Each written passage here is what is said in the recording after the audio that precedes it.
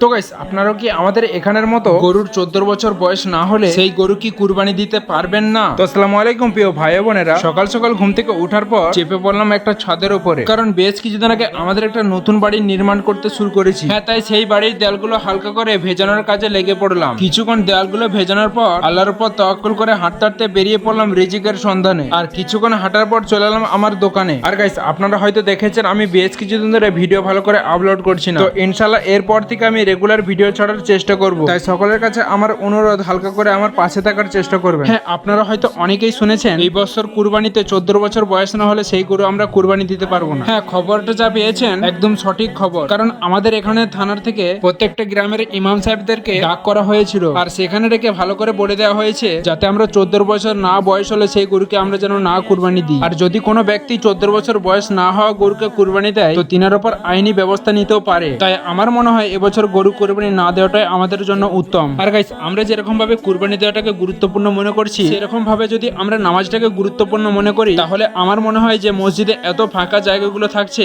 সেগুলি আর থাকতো না। তাই সকলের কাছে আমার একটাই অনুরোধ যে মসজিদের এত ফাঁকা জায়গাগুলি পড়ে থাকছে সেগুলি একটু পূরণ করার চেষ্টা করবেন, এতে আপনি অনেকটাই লাভবান হবেন।